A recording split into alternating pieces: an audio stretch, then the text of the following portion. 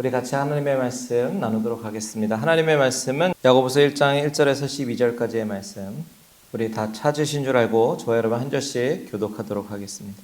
제가 먼저 읽겠습니다. 하나님과 주 예수 그리스도의 종 야고보는 흩어져 있는 12지파에게 문안하노라. 내 형제들아, 너희 나를 같이 시험을 당하거든 온전히 기쁘게 여겨라. 이는 너희 믿음의 시련이 인내를 만들어내는 줄 너희가 알미라. 인내를 온전히 이루라.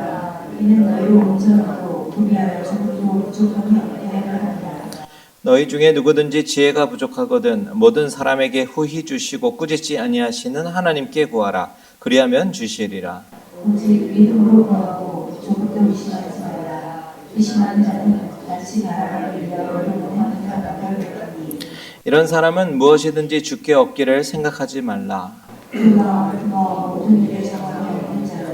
낮은 형제는 자기의 높음을 자랑하고 부한 자는 낮아짐을 자랑하니 이는 그가 풀의 꽃과 같이 지나가리라. 해가 돋고 뜨거운 바람이 불어 풀을 말리면 꽃이 떨어져 그 모양의 아름다움이 없어지나니 부한 자도 그 행하는 일에 이와 같이 쇠잔하리라.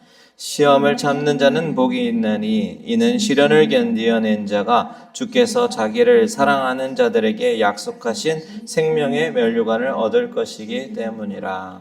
아멘. 아멘. 자, 오늘 우리가 야고보서를 읽었습니다. 야고보서가 어떤 책이냐? 야고보서는 예수님의 동생 야고보 사도가 쓴 책이죠. 그렇다면 야고보 사도는 과연 누구에게 썼으며 왜 이것을 썼을까? 1절을 먼저 보시면요. 야고보 사도는 흩어져 있는 12지파에게 문안한다 라고 쓰고 있어요. 당시 로마 제국이 다스리던 시기에 유대인들은 각처에 흩어져 살았습니다. 디아스포라 공동체를 이루며 살아갔는데 그 중에 크리스찬이 된 사람들이 있어요. 복음을 듣고 크리스찬이 된 유대인들. 다시 말해서 영적으로 예수 그리스도를 구주로 믿고 고백하면서 크리스찬이 된 그런 유대인 크리스찬들이 있는데 그들을 위해서 쓴 편지입니다. 자, 이 수신자들, 그래서 이제 12지파에게 문안한다 그러는데 이 수신자들, 유대인 크리스찬들은 이방 땅에서 소수로 살아가는 것이 얼마나 쉽지 않았겠습니까? 우리도 이제 이민자니까 그 마음의 심정이 조금 이해가 되지 않겠습니까? 여러 가지 어려움들이 있었을 거예요. 게다가 정치적인 그런 박해도 있었을 것이고요. 종교적인 박해도 있었습니다. 경제적인 어려움도 있었을 것이고요. 문제는 이런 외부적인 어려움이 아니에요. 그것도 어려움도 어려움이지만 이런 외부적인 어려움이 오랫동안 지속되다 보니까 내부적으로도 갈등을 겪기 시작하는 겁니다. 2장에 보면 가난한 성도들을 무시하고 부자를 편애하는 그런 차별 문제도 생겨나기도 하고요. 또 믿음이 있다고 하는데 삶으로 행동하지 않았던 영적인 나태함도 있었던 거예요. 그래서 3장과 4장으로 가면 거친 말과 비방으로 서로를 상처 주던 그런 말의 실수라든지 시기와 다툼의 문제라든지 이런 것들이 나타났다라는 것을 우리는 성경을 읽으면 알 수가 있습니다. 그런 상황 속에서 야고보 사도는 흩어져 사는 이 유대인 그리스도인들에게 어떤 관념적인 어떤 신학 체계라든지 이론 이런 것보다는 당장 삶 속에서 크리스찬들이 우리의 삶 가운데 어떻게 살아야 되느냐 이 아주 실질적이고 그리고 프랙티컬한 그런 이야기를 직설적으로 표현한 것이 바로 야고보서입니다. 그 가운데 그런 것이 야고보서라면 그 가운데 오늘 우리가 주목해보고 싶은 것은 바로 6절에서 8절이에요. 6절에서 8절 우리 같이 다시 한번 읽어보도록 하겠습니다. 시작. 오직 믿음으로 구하고 조금도 의심하지 말라. 의심하는 자는 마치 바람에 밀려 요동하는 바다 물결 같으니 이런 사람은 무엇이든지 주께 얻기를 생각하지 말라. 두 마음을 품어 모든 일에 정함이 없는 자로다. 아멘. 자, 여러분 이 말씀을 가만히 묵상해 보니까 참 묘한 말씀이구나라는 것을 깨닫게 됩니다. 왜 그러냐면 왜 묘하다고 표현을 드렸냐면 한번 이렇게 쭉 읽으면 한쪽으로 읽으면 마치 이제 기도에 응답받는 그런 비결처럼 보이기도 하고요. 의심하지 말라, 딴 생각하지 말고 한 마음으로 구하면 다 응답받는다. 이렇게 말하는 것 같아요. 그런데 동시에 뒤집어 보면 응답을 못 받는 순간에는 그 모든 이유가 바로 너 탓이야, 너 때문이야 라고 꼭 책망하는 것 같아요. 내가 믿음이 없어서, 내가 의심해서, 내가 또 두 마음을 품어서 응답을 못 받는 것처럼 말씀하시는 것 같아요. 저에게 평생 잊혀지지 않는 기도가 있다면 그것은 아마도 저의 어머니의 치유를 위한 기도였을 겁니다. 그때 당시 우리 온 가족은요, 때때로 시시때때로 손잡고 그렇게 울면서 기도했어요. 하나님, 우리 엄마 고쳐주세요. 살려주세요. 그 기도가 얼마나 간절했는지 몰라요. 그런데 하나님은 결국 저희 어머니를 하늘나라로 데려가셨잖아요. 여러분, 그때 제 마음이 어땠을까요? 솔직히 말씀드리면 절망적이었습니다. 하나님께 왜 그러시냐고, 왜 하필 우리 엄마냐고, 얼마나 고생하셨는지, 얼마나 고생하고 목회를 그렇게 도우시면서 그렇게 신실하게 하나님을 섬기고 하나님을 사랑했는 그런 사람을 왜 데려가시냐고 하나님께 원망 섞인 그런 기도도 하긴 했습니다. 그리고 마음 깊은 곳에 이런 질문이 올라오는 거예요. 내가 믿음이 부족했나? 우리 기도에, 우리 가족 기도에 어떤 의심이 있었나? 내 마음속에 두 마음이 있었나? 그래서 응답을 못 받은 건가? 그런 생각이 들기도 했습니다. 그렇게 생각이 들렸던 이유는 오늘 성경 본문 때문인 거예요. 이 부분을 펴보면 더 괴롭습니다. 오직 믿음으로 구하고 조금도 의심하지 말라. 이 말씀이요, 때로는 위로가 아니라 채찍처럼 제 가슴을 때렸습니다. 여러분, 혹시 우리 가운데에도 저와 같은 경험을 하고 계신 분이 혹은 했던 분이 계실지도 모르겠습니다. 가장 간절했던 그 기도가 응답이 되지 않는 그런 상황, 그런 경험, 그리고 그 응답되지 않음이 어느새 내 탓처럼 가슴을 찔렀던 그런 경험 말이죠. 그렇다면 우리의 질문은 과연 이 본문이 그런 본문일까? 정말 야고보가 정말 그런 의도로 이 글을 썼을까 하는 것이 우리의 질문입니다. 그것을 알아보기 위해서 오늘 본문을 차근차근히 배워나가 보려고 하는 거예요. 자, 먼저 2절을 함께 읽어봤으면 좋겠어요. 2절 같이 한번 읽습니다. 시작. 내 형제들아, 너희가 여러 가지 시험을 당하거든 온전히 기쁘게 여기라. 자, 여기 보시면 무엇을 당하거든 온전히 기쁘게 여기래요? 시험을 당하거든 기쁘게 여기래요. 어떻게 시험을 당하는데 기쁘게 여길 수 있을까? 여기서 쓰인 이 시험이라고 하는 단어를 보니까요, 헬라어로 페이라스모스라는 단어가 쓰였어요. 근데 이 단어를 영어 성경으로 번역하면서 크게 세 가지로 번역을 하더라고요. NASB 버전과 ESV 버전 같은 경우에는 이 시험을 trial 이렇게 번역을 했어요. 킹 제임스 버전을 보니까 이 시험을 temptation이라고 번역했고요. 그리고 NLT, New Living Translation이라는 NLT 버전을 보니까 이것을 trouble이라고 번역했습니다. 그러면서 그 뒤에 Your faith is tested 이렇게 나오거든요. 3절에. 그러면서 이 trouble이라는 그 의미를, 시험을 의미를 테스트의 의미로 전달하기 위해서 쓰였구나라는 것을 우리가 알 수가 있는 거예요. 그렇다면 여기서 우리가 가질 수 있는 발견되는 인사이트가 뭐냐 하면, 자, 여기 보면 2절에서 너희가 여러 가지 시험을 당하거든, 여러 가지 시험, 여기서 말하는 여러 가지 시험이라고 하는 것은 한 종류의 시험이 아니라 이 시험은 trial도 포함하고 temptation도 포함하고 그리고 테스트도 포함하는구나. 우리가 이렇게 생각을 해볼 수가 있는 거죠. 그래서 실제로 사전을 찾아보니까요, 이 페라스모스라는 이 단어의 첫 번째로 가장 많이 번역되는 그런 뜻 넘버원은 바로 trial입니다. 이 trial이 뭐죠? 우리가 보통 번역할 때 시련 혹은 환난 이렇게 번역하는 게 trial이잖아요. 그런데 이 trial은 사탄이 주는 공격성 어려움인 경우가 상당히 많이 있습니다. 예를 들어서 보면 요셉의 경우를 보면요, 사탄은 보디발의 아내를 통해서 요셉을 유혹했습니다. 요셉을 넘어뜨리려고 했어요. 그런데 요셉이 넘어갔습니까? 넘어가지 않았어요. 마음의 중심을 지켰고 하나님 앞에 서 있다라는 사실을 깨닫고 유혹을 거절했어요. 그런데 무슨 일이 일어나죠? 시련이 닥쳐오는 거예요. 감옥에 갇힙니다. 그 일 때문에.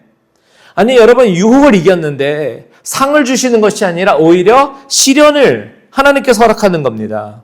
이것이 바로 시련입니다. 자 그러면 야고보 사도가 2절에서 너희가 여러 가지 시험을 당하거든 온전히 기쁘게 여기라 이렇게 얘기하는데 사탄이 던진 시련을 그 고통 한복판에 있는데 그때 어떻게 기뻐하겠습니까? 마치 내 자신은 추락한 것 같고 처박힌 것 같은데 어떻게 그것을 기쁨으로 여길 수 있을까? 그거에 대한 정답이 바로 3절에 있는 겁니다. 우리 3절을 함께 읽어보겠습니다. 3절 시작. 이는 너희 믿음의 시련이 인내를 만들어내는 줄 너희가 알미라. 자 여기 보면 시련이라는 단어가 또 나오죠. 이 단어는 테스트입니다. 자 미련의 시련 그러니까 the testing of your faith. 이 테스트가 인내를 만들어낸대요. 무슨 말이냐면 쉽게 말해서 설명해 드리면 사탄으로부터 트라이얼, 시련이 옵니다. 그런데 그 가운데 기뻐할 수 있는 방법은 이 트라이얼이, 이 시련이 하나님이 나에게 주시는 믿음의 테스트구나 라고 그 시선을 바꿔서 나아가면 우리가 인내함으로 나아갈 수 있다는 거예요. 그래서 기뻐할 수 있다는 겁니다. 여러분 어려웁니까? 제가 이걸 어떻게 하면 잘 설명해 드릴 수 있을까 고민하다가 이런 이미지를 떠올렸어요. 럭비공 말이에요. 럭비공. 럭비공을 보면요. 럭비공을 이렇게 옆에서 보면 유선형이잖아요. 그런데 이 유선형인 럭비공을 이렇게 틀어서 각도를 틀어서 보면 원으로 보이잖아요. 이렇게 보면 유선형이고 이렇게 틀어서 보면 원으로 보이잖아요. 같은 건데 보는 각도에 따라서 쉐이프가 다르게 보인다는 거죠.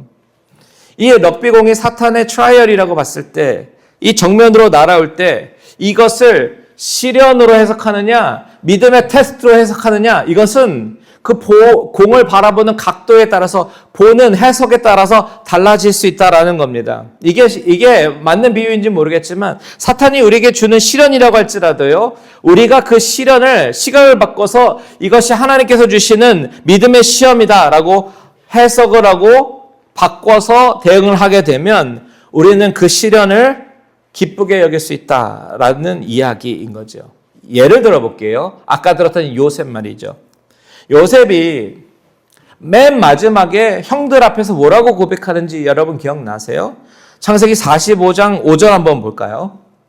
같이 한번 읽어볼게요. 시작. 당신들이 나를 이곳에 팔았다고 해서 근심하지 마소서, 한탄하지 마소서. 하나님이 생명을 구원하시려고 나를 당신들보다 먼저 보내셨나이다. 자, 형님들이 나를 판 것이 아니라는 겁니다. 하나님이 나를 이곳에 먼저 보내셨다는 겁니다.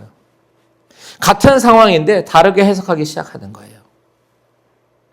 형들과 요셉의 초창기에는요.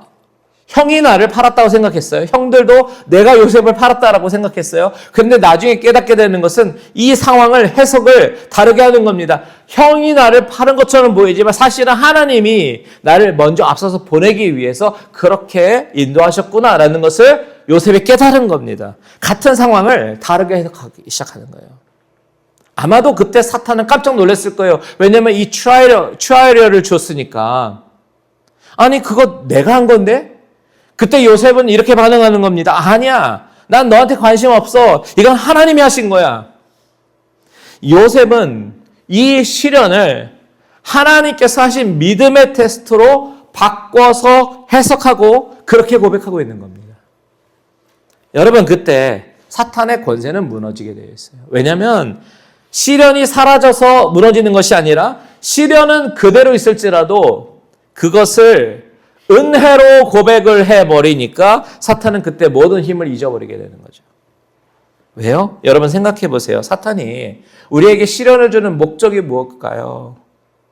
하나님에 대한 트러스트를 잃어버리게 만드는 게 사탄의 목적입니다. 하나님을 원망하게 만드는 것이 사탄의 목적이에요. 광야에 있던 이스라엘 백성들 생각해 보세요. 원망하지 않습니까?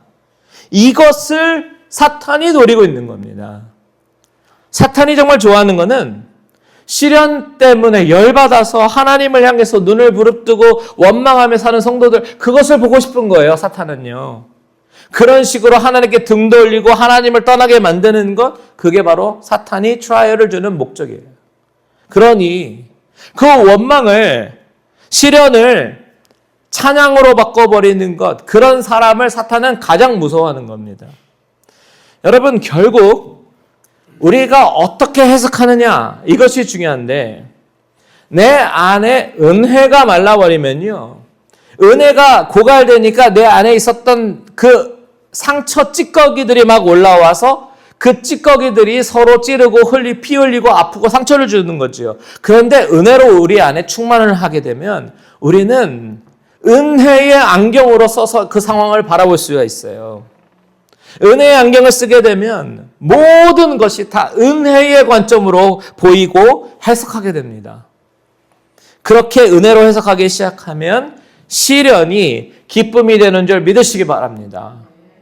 사탄이 망쳐놓은 것, 사탄이 실족하게 만드는 것, 우리가 실체를 똑바로 봐야지, 저 인간이, 그 인간이 내 인생을 망쳐놨다고, 혹은 그 사건 때문에 내가 이렇게 불행하다고, 이런 식으로 연결짓기 시작하면요, 진짜 불행이 시작이 돼요. 하지만 사탄이 망쳐놓은 걸 가지고, 하나님이 더 크신 계획을 가지고 그 하나님의 계획 가운데 나를 인도하고 계신다라고 우리가 고백하게 되면요, 여러분의 인생은 완전히 방향이 달라지게 됨을 믿으시기 바랍니다. 사탄의 목적은 우리를 파괴하는 거잖아요. 하지만 하나님은 사탄이 망쳐놓은 그것을 통해 우리를 조금씩 완성해 나가심을 믿습니다. 그런데 문제는 뭐냐면 솔직히 이게 쉽지 않다는 거예요. 우리의 힘으로는 그런 어려움의 사건을 가지고 하나님의 은혜로 고백한다는 그 실력이 없다는 것이 문제입니다. 시련을 은혜로 해석하는 것, 이것은 저절로 되어지는 것이 아니에요. 그런데 5절이요, 우리에게 그 방법을 가르쳐 줍니다. 우리 5절을 같이 읽겠습니다. 시작. 너희 중에 누구든지 지혜가 부족하거든 모든 사람에게 후히 주시고 꾸짖지 아니하시는 하나님께 구하라. 그리하면 주시리라. 자, 하나님께 무엇을 구하래요? 지혜를 구하래요. 그런데 이 지혜라는 단어가 여러분 히브리어로 쓰였겠어요? 헬라어로 쓰였겠어요? 여기는 신약 성경이니까 헬라어로 쓰였을 거 아니에요. 그렇다면 이 단어가 당시에 원래 헬라적 사고방식으로 보게 되면 이 지혜라는 단어가 무슨 뜻이냐면 지적인 능력, 이성적인 능력을 말하는 겁니다. 소피아라고 얘기하는데, 헬라 사람들은 철학자가 많이 있었지 않습니까? 그리스 하면 철학이 유명하잖아요. 소크라테스도 있고 아리스토텔레스도 있고 수많은 철학자들이 배출된 곳이 바로 그리스입니다. 헬라 문화죠. 그렇기 때문에 이 필라소피라는 이 단어 자체가 필레오, 사랑하는 그 사랑, 그리고 소피아, 지혜를 사랑하는 사람들이 하는 것이 철학이에요. 그런데 야고보 사도는 우리에게 지혜를 구하라고 얘기합니다. 지혜가 부족하거든 후히 주시고 꾸짖지 아니하시는 하나님께 구하래요. 그러면 주신다. 이렇게 얘기하는 거죠.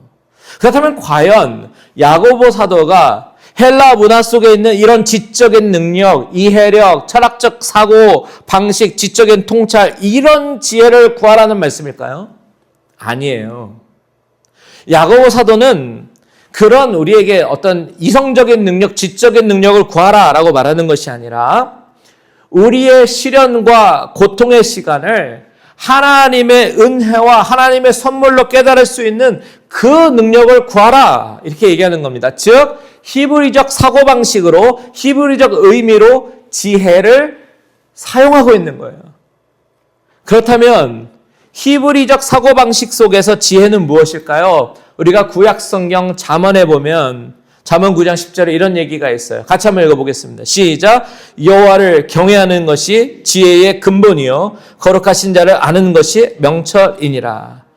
바로 이것이 히브리적 사고방식의 지혜예요. 잠언이 말하는 지혜는 하나님의 시선으로 세상을 바라보고 그분의 뜻에 따라 살아가는 분별력, 이것이 바로 잠언이 말하고 있는 지혜입니다. 그래서 잠언은 지혜를 얻게 되면 생명과 평안을 얻고 지혜를 거절한 자는 결국 파멸에 이르게 된다라고 계속해서 수많은 구절을 통해서 우리에게 이야기하고 있는 거죠. 지금 야고보 사도는 글자는 헬라어로 쓰고 있지만 세계관과 사고방식은 히브리적 사고방식으로 이야기하는 거예요. 구약적 사고방식으로요.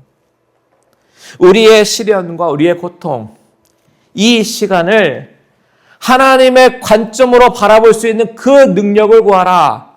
이게 바로 야고보 사도가 5절에서 말하고 있는 거예요. 지혜가 부족하거든 하나님께 구하라. 이 말씀의 뜻이 바로 그거라는 거죠. 여러분, 오늘 밤 우리가 같이 힘써 기도해야 할 기도 제목이 바로 이것입니다. 지혜를 구해야 돼요. 그런데 어떤 지혜냐? 하나님의 관점으로 바라볼 수 있는 그런 능력 말이죠. 우리의 능력으로는요, 그 상황을 바꿔서 바라보는 것이 쉽지 않습니다. 하지만 우리가 하나님의 지혜를 구하게 되면, 하나님의 관점으로 바라볼 수 있는 능력을 구하게 되면 하나님이 그렇게 보게 하시는 거예요. 우리 인생 가운데 일어나는 수많은 일들이 있습니다. 그 중에는요, 우리가 아무리 생각해도 이해가 되지 않는 일들도 분명히 있어요. 제가 아까 예를 들어서 말했지만 제가 하나님 앞에 원망스럽고 정말 실망스러웠던 저의 경험. 왜 하나님은 이렇게 하나님을 사랑하고 잘 섬기던 우리 엄마 같은 분을 데려가셨을까? 일찍 데려가셨을까? 이건 저의 경우이지만 여러분의 인생 가운데 때로는 이해가 되지 않고 하나님 앞에 시험에 들 만한 그런 일들이 있지 않습니까? 그때 우리는 구해야 되는 거예요. 하나님의 뜻을 알게 하여 주옵소서. 하나님이 이 순간을 통해서 무엇을 예비하셨는지 알게 해 주옵소서. 이런 지혜를 구해야 된다는 겁니다. 오늘 이 밤 이것을 놓고 간절히 간구하는 저와 여러분들 되시기를 주님의 이름으로 축원드립니다. 자, 그럼에도 아직 해결되지 않는 찜찜함이 우리 안에 남아 있습니다. 왜 그러냐면 바로 6절의 말씀 때문에 그래요. 아까 서두에서 말씀드린 것지만 우리는 6절을 읽으면 묘합니다. 마치 내가 응답받지 못한 것은 내가 마음에 의심했기 때문인 것도 같기도 하고 믿음으로 구하지 않았기 때문이라고 책망하는 것처럼 느껴지기 때문입니다. 게다가 7절과 8절에 보면 이런 사람은 무엇이든지 주께 얻기를 생각하지 말래요. 두 마음을 품은 모든 일에 정함이 없는 자로다 이렇게 얘기하시는데, 그러면 우리는 이런 말씀을 대할 때 그럼 나는 두 마음을 품었나? 이런 생각이 들게 되는 거예요. 자, 믿음으로 구하고 조금도 의심하지 말라. 이 말은요, 여러분 그냥 덮어놓고 믿습니다.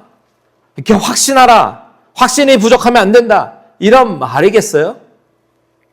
여러분, 여기서 두 마음이라고 하는 것은요, 우리가 십자가의 길을 걸어가면서도 마음 한쪽 구석으로는 십자가를 피하는 길을 열어달라고 하는 그런 마음을 이야기하는 거예요. 쉽게 말하면 하나님, 제가 하나님 앞에 제자로서 살겠습니다. 제가 헌신하며 살겠습니다.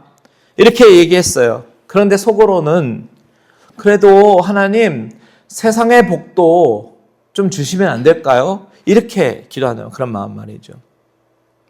구약의 지혜를 구해야 되는데, 여호와를 경외하는 것, 말씀의 지혜를 구해야 되는데 우리는 자꾸만 헬라적 지혜를 구하는 겁니다. 이성적인 그런 이해를 구하는 겁니다. 아무리 생각해도 내 이성적인 어떤 사고방식으로는 이게 아닌 것 같은 거예요. 어떻게 십자가를 지고 가냐는 거죠. 어떻게 성경 말씀대로 순종하며 가냐는 거죠. 그러면서 하나님의 지혜를 사랑해야 되는 건 알겠는데 하나님의 지혜도 사랑하고 동시에 세상 것도 사랑하면 안 되나요?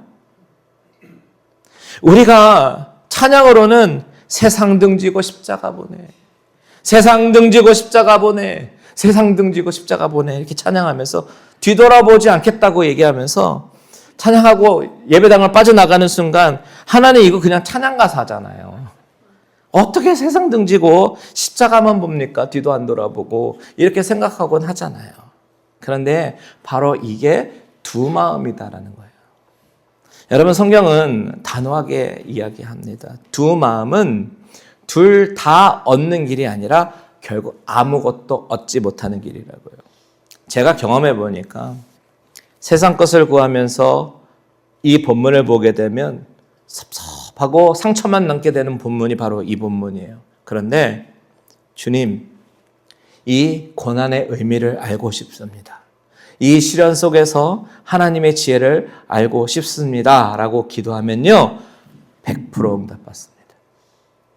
그날 제가 어머니를 먼저 하늘로 보내고 절망 속에 주저앉아 있었는데 나중에 깨닫게 된 것은 하나님이 그 상황 속에서 정말 들려주고 싶으셨던 말이 바로 이거예요. 아들아, 너가 구할 것은 어머니의 생명만이 아니다. 이 슬픔의 한복판에서 나를 알아가는 지혜를 구하라. 이렇게 말씀하시는 거예요. 물론 그때는 알지 못했어요. 나중에 시간이 흘러서 알게 된 것이긴 하지만 바로 하나님을 알아나가는 지혜, 하나님 은혜의 안경으로 이 모든 상황을 해석하고 바라보는 것, 이것이 바로 하나님이 원하셨던 마음이었다는 겁니다. 여러분, 이렇게 두 마음이 아닌 한 마음으로 하나님의 지혜를 받으면요, 우리 삶에 어떤 일이 일어나는 줄 아세요? 9절과 10절 보십시오. 같이 있습니다. 시작. 낮은 형제는 자기의 높음을 자랑하고 부한 자는 자기의 낮아짐을 자랑할지니 이는 그가 풀의 꽃과 같이 지나감이라. 자, 낮은 형제는 높음을 자랑한대요. 부한 자는 낮아짐을 자랑한대요. 낮은 자나 높은 자나 둘 다 자랑거리가 생겼어요. 어떤 자랑거리인가? 이 세상에서 아무리 가난하다고 하더라도 나는 하나님의 자녀야. 나는 하늘의 신분과 그 가치를 지녔어. 라고 하면서 자신의 높음을 자랑하기 시작합니다. 예수님을 만나고 난 이후에요. 자, 이 세상에서 높고 부한 사람이라고 하더라도, 부자인 사람이라고 하더라도 하나님 앞에 서게 되니까, 십자가 앞에 서게 되니까 주님, 나는 죄인 중에 괴수입니다. 이렇게 자신의 낮아짐을 자랑하게 되는 겁니다. 이 둘의 공통점, 여러분 보이세요? 하나님 앞에 서서 다시 자신을 재평가하기 시작하는 거예요. 이것이 공통점이죠. 그러면서 둘 다 자랑하게 된다. 자랑하는 방법은 다르지만요. 대상은 다르지만요. 이게 바로 하나님의 지혜가 하는 일인 줄 믿으시기 바랍니다. 우리가 일반적으로 생각하는 높고 낮음의 기준, 우리가 일반적으로 이제 이성적으로 생각하는 이 세상적 관점으로 보는 높고 낮음의 기준을요, 그냥 한 번에 바꿔버리는 거예요. 자랑하는 이유를 바꿔버리는 거죠. 이런 걸 바라볼 때, 정말 교회는 너무나도 신기한 곳이구나라는 사실을 우리가 알게 됩니다. 우리가 에베소서 강의를 통해서 살펴봤지만, 교회는 너무 다양한 사람들이 모였어요. 그런데 그렇게 다양한 사람들이 모였는데, 하나됨을 이루는 것이 바로 교회 공동체라는 아주 신기한 곳입니다. 유대인의 입장에서는 이방인을 한 교회 공동체로 받아들일 수가 없는데 그 벽이 예수님의 십자가로 인해서 허물어지잖아요. 우리도 보면 부유함의 유무가, 부유하고 가난함의 그 사실이 교회의 일원이 되고 안 되고 그 기준이 아니라요, 사회적인 위치에서 교회에서 더 부각되는 것이 아니라 오직 뭐냐? 예수 그리스도와 그의 십자가. 그것만이 우리를 하나로 묶지 않습니까? 이렇게 교회는 신기한 거예요. 여러분 꼭 기억하세요. 있느냐 없느냐, 높으냐 낮으냐, 이것이 문제가 아니라 깨달음이 있느냐 없느냐, 하나님의 지혜가 있느냐 없느냐, 바로 이것이 여러분의 삶의 가치를 결정한다. 이 사실을 믿으시기 바랍니다. 자, 이제 말씀을 맺겠습니다. 이렇게 지혜를 구하고 시련을 견딘 사람에게 주님은 무엇을 주시나? 12절을 같이 한번 읽겠습니다. 시작. 시험을 참는 자는 복이 있나니 이는 시련을 견디어낸 자가 주께서 자기를 사랑하는 자들에게 약속하신 생명의 면류관을 얻을 것이기 때문이라. 여러분, 이 구절을 읽고 또 읽고 묵상해 보면 가슴이 막 벅차오르기 시작합니다. 가슴이 뜨거워져요. 주를 사랑하는 자가 누구라고 하죠? 주를 사랑하는 자는 그 앞에서 말한 시험을 참는 자, 시련을 견디어낸 자, 동격으로 묶여져 있는 거예요. 시험을 참고 시련을 견뎌낸 자가 바로 주를 사랑하는 자와 동격이라고요. 우리는요, 주님을 사랑한다는 걸 때로는 어떤 주님과 어떤 달달한 그런 감정으로 생각할 때가 있지만요, 오늘 본문에 보니까 정반대로 이야기합니다. 주님을 사랑한다는 것은 시험을 참고 시련을 견디는 사람이다라는 거죠. 당장 우리의 삶 가운데 렌트비가 걱정이 되고 자동차 페이먼이 밀리는 그런 상황 속에서 투잡 뛰고 쓰리잡 뛰고 살아가는 우리 이민자의 삶 속에서 하나님은 찾아오셔서 말씀하시는 거예요. 너가 나를 사랑하는 줄 내가 안다. 제가 어머니의 치유를 위해서 그렇게 기도했지만 끝내 떠나보내고 나중에 그래도 하나님은 선하시다라고 눈물로 고백하며 일어선 그런 저의 마음속에 하나님이 찾아오셔서 하신 말씀은 너가 나를 사랑하는 줄 내가 안다. 만신창이가 되고 눈물 범벅이 되고 초라하고 남루해진 우리의 모습이지만 그런 우리에게 찾아오셔서 우리 주님은 머리에 왕관을 씌워주신대요. 12절 마지막 보세요. 주께서 자기를 사랑하는 자들에게 약속하신 무엇을 얻을 것이기 때문이다? 생명의 면류관을 얻기 때문이돼요. 여러분 가슴 뭉클하지 않으세요? 생명의 면류관을 주신대요. 이 생명의 면류관은요, 올림픽 금메달처럼 남들과 컴피티션에서 경쟁하고 1등을 해야지만 받는 그런 상이 아니고요. 이 시련을 참아내고 시험을 견뎌낸 사람들, 바로 그들에게 주시는 하나님의 축복인 줄 믿으시기 바랍니다. 여러분 오늘도 힘든 현실 속에 살아가며 참고 견뎌가는 여러분에게 이런 하나님의 위로가 함께 하시기를 주님의 이름으로 축원드려요. 그런 어려운 상황 속에서 사탄은 어떻게 해서든지 하나님을 의심하게 만들고 하나님의 선하심을 의심하게 만들고 내 삶을 망치려고 다가올 때에 바로 그때 고백하세요. 이것은 하나님의 선물이라고요. 하나님의 은혜입니다라고 고백해 보십시오. 그러면 언젠가 생명의 면류관을 쓰는 날이 여러분에게 올 줄 믿습니다. 시련을 기쁨으로 바꾸시는 저와 여러분들 되시기를 주님의 이름으로 축원드립니다. 네, 기도하겠습니다.